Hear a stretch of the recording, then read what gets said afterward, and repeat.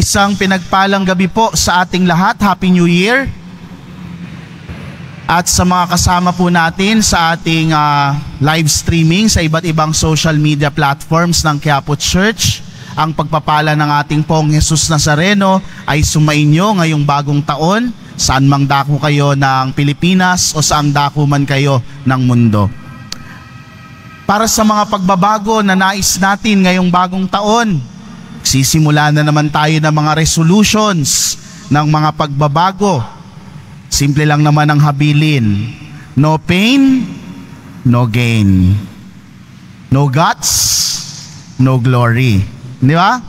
Pag gusto nating mapangyari, kailangan magsakripisyo. May mga sakit na pagdaraanan, pero it is all worth it pagkatapos. No pain, no gain, no guts, no glory. At ang sabi naman ng mga security guard, no ID, no entry. No? Mahalaga ang ID. Bakit? No, sa dami-dami po nating pinupuntahan ngayon sa iba't ibang ahensya ng pamahalaan, sa mga pinapasok nating mga lugar, no, kadalasan ang requirement ay ID. Pagkakakilanlan, identification, at mainam na palagi tayong may sukbit-sukbit na mga ID. No, ang dami kasing mga ID ngayon, driver's license, UMID, national ID, voters ID, PhilHealth ID, Pag-ibig, lahat na po may ID. Diba? Mainam na palagi natin dala ito sapagkat ito magpapaalala sa atin ng ating kasinuhan bilang tao. Kailangan malinaw sa atin kung sino tayo. Kaya lang minsan, napapako tayo sa ideya ng kasinuhan natin na gusto nating dagdagan ng dagdagan. Kung sino nga ba talaga tayo? Nag-aaral tayo ng maigi, nag-aaral pa tayo ng mga further studies at kung ano-ano pa. Nililinang natin yung ating mga kasanayan o yung mga skills. Kasi gusto nating madagdagan yung sarili nating pagkakakilanlan. Si ganito, si Maria. Kilala yan bilang mahusay na tagapagluto ng biko. O kaya yan si paring Jose. Isang kilala yan na chef. Nagpakadalubhasa yan. Wala naman pong masama lalo kung nililinang natin yung ating mga kakayanan.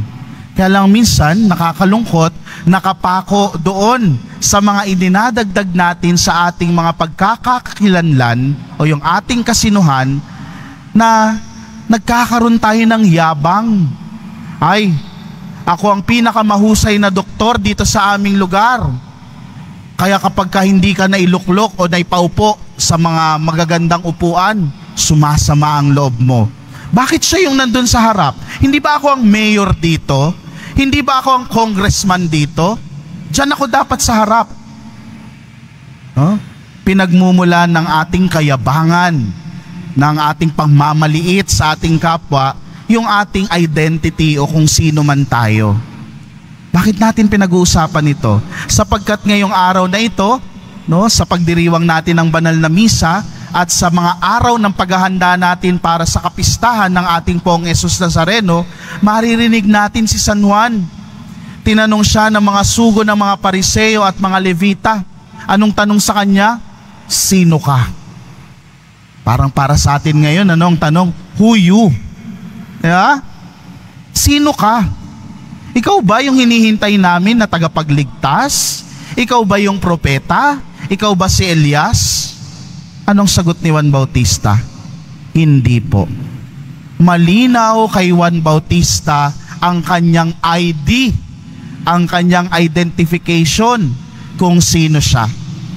Siya ay tagapaghanda ng daraanan ng tagapagligtas.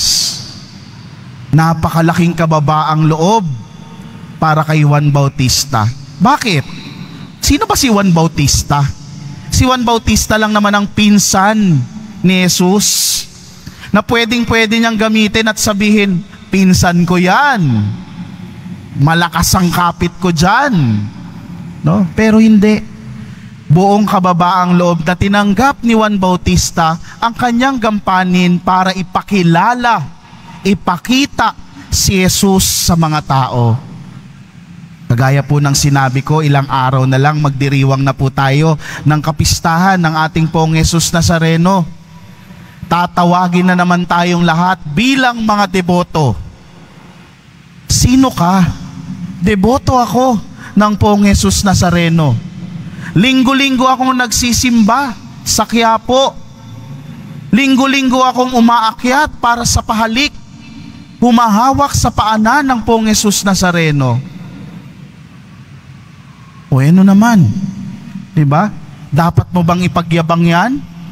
Isa bang lisensya yan para ikaw ay papasukin sa lahat ng mga establishmento? Para sabihin na ikaw yung pinakabanal sa lahat? Mga kapatid, babalik tayo sa katotohanan ng bilang isang deboto. Deboto ng Poong Jesus Nazareno. Kung si Juan Bautista ipinakilala si Jesus ng buong kababaang loob, at kung si Jesus mismo ay nakiisa sa atin nang siya ipanganak bilang nagkatawang taong salita ng Diyos ng buong kapakababaan, ganun din dapat tayo bilang mga deboto. Hindi natin pwedeng ipagyabang na tayo ay mga deboto.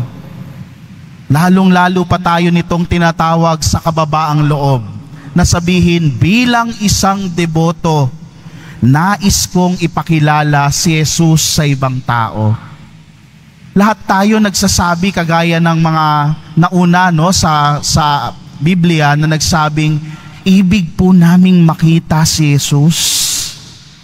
At sa pagiging deboto natin, nakita natin si Jesus na umaagapay at sumasama sa atin at hindi kailanman nagpapabaya sa atin bilang mga deboto. Kaya bilang mga deboto rin, yan din yung panawagan sa atin. Sana sa pamamagitan ng mga buhay natin, maipakita natin sa mga taong nagsasabing, ibig naming makita si Jesus sa pamamagitan ng ating buhay. At hindi makikita yan kung magyayabang ka, kung magmamalaki ka, kung ipapakita mo na, deboto ako. And so what?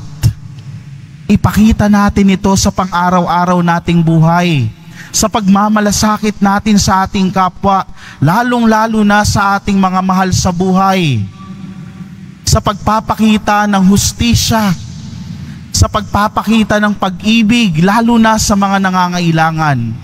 Yun ang tunay na deboto.